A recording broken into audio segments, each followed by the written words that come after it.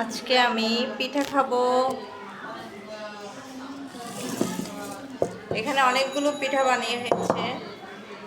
এই পিঠাগুলোর নাম হচ্ছে, এটা হচ্ছে পুলি পিঠা, আর এটা হচ্ছে তেলের পিঠা।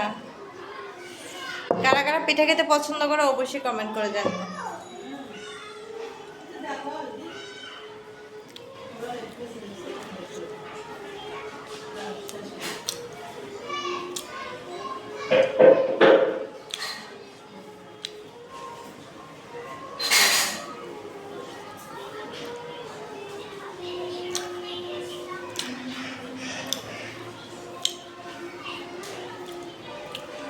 এটা হচ্ছে নারকেল পুলি, অনেক মজা।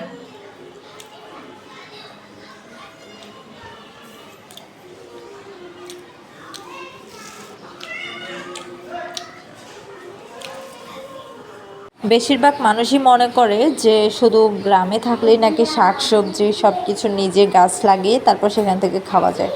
কারণ গ্রাম তো খোলামেলা জায়গা অনেক বেশি থাকে, আর শহরে থাকলে তো কোনো কিছুই পাওয়া যায় না, সব কিছু কিনে খেতে হয়। তবে আমার মনে হয় যে যদি ইচ্ছে থাকে তাহলে উপায় হয়, মানে যদি ইচ্ছে থাকে যে আমি কিছু করে খাই বা আমি দুইটা গাছ লাগাই, জায়গা না থাকুক অন্তত ছাদে বা টবের মধ্যে হলো অল্প কিছু গাছ লাগিয়ে সেটা সবজি খাওয়া যায়। আসলে সবজি যে বেশি পেতে হবে সেটাও না, আসলে নিজের গাছ লাগানোর সবজিগুলো খাওয়ার মজাই হচ্ছে আলাদা, অমৃত মনে হয়, তাই না? হ্যালো এভরিওয়ান, আসসালামু আলাইকুম। তোমরা এখন যেগুলো দেখছো যে কচু শাকগুলো আন্টি ধুয়ে নিচ্ছে, বিশ্বাস করো এই গাছগুলো আমাদের নিজের হাতে লাগানো, মানে আন্টি লাগিয়েছিল। আর এখানে তো তেমন একটা জায়গাও নেই, তো তারপরও উনি ছাদে না, এগুলো মানে বাসার পাশেই ছোট্ট একটা জায়গাতে ওখানে লাগিয়েছে। অবশ্য ওই ভিডিওটা তোমাদেরকে অন্য আরেকদিন শেয়ার করব। মাশাল্লাহ, যে কয়েকটা গাছ লাগিয়েছিল সবগুলোই অনেক সুন্দর হয়েছে। তো আজকে আন্টি ভাবলো এগুলোকে রান্না করে খাওয়া যায়।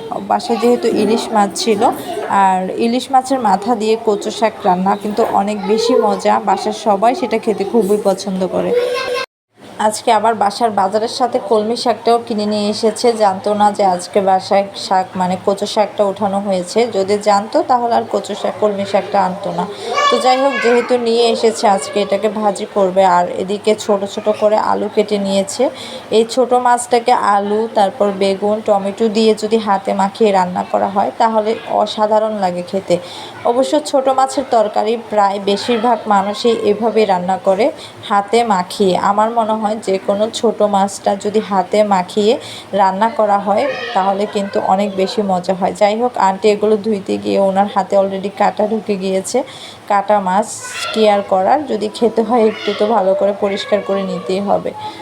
এখানে নদীর পাঁচমিশালি ছোট মাছ ছিল, আর এই মাছগুলো সব সময় পাওয়া যায় না, তাই যখনই পাই হাতের সামনে